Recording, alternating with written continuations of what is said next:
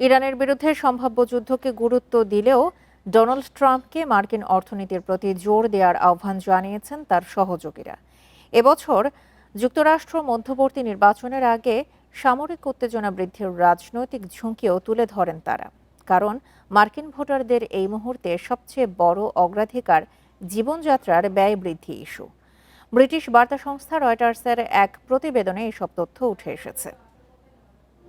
সম্প্রতি মধ্যপ্রাচ্যে বিশাল বাহিনী গঠন এবং ইরানের ওপর কয়েক সপ্তাহব্যাপী বিমান হামলার প্রস্তুতির নির্দেশ দিয়েছেন মার্কিন প্রেসিডেন্ট।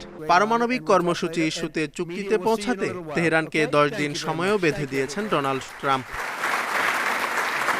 মার্কিন প্রেসিডেন্ট যখন ইরানের বিরুদ্ধে সম্ভাব্য যুদ্ধকে গুরুত্ব দিচ্ছেন, ঠিক তখন যুক্তরাষ্ট্রের অর্থনীতি নিয়ে উদ্বিগ্ন তার সহযোগী ও রিপাবলিকান আইন প্রণেতারা। কারণ সাম্প্রতিক জনমত জরিপগুলোতে দেখা যাচ্ছে মার্কিন ভোটারদের এই মুহূর্তে সবচেয়ে বড় অগ্রাধিকার জীবনযাত্রার ব্যয় বৃদ্ধি ইস্যু। নভেম্বরের মধ্যবর্তী নির্বাচন ঘিরে এই ইস্যু আরও জোরালো হচ্ছে, যা নির্ধারণ করবে ট্রাম্পের রিপাবলিকান পার্টি মার্কিন কংগ্রেসের উভয় কক্ষের নিয়ন্ত্রণ বজায় রাখতে পারবে কিনা। রিপাবলিকান পরিকল্পনাবিদ রব গডফ্রে জানান, ইরানের সাথে দীর্ঘস্থায়ী সংঘাত ট্রাম্প ও রিপাবলিকানদের জন্য উল্লেখযোগ্য রাজনৈতিক বিপদ ডেকে আনবে। এর বিপরীতে কংগ্রেস কর্তৃক প্রণীত ব্যক্তিগত কর কর্তনের পাশাপাশি আবাসন ও ওষুধের দাম কমানোর প্রচারণা চালানোর পরিকল্পনা করছে রিপাবলিকান শিবির।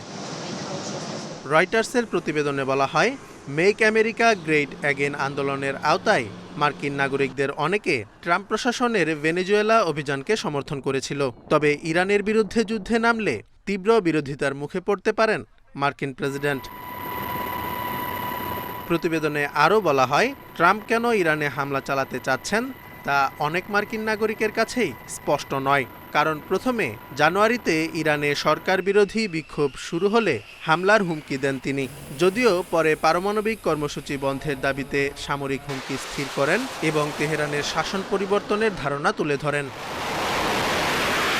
Zobayer Hussain, independent news.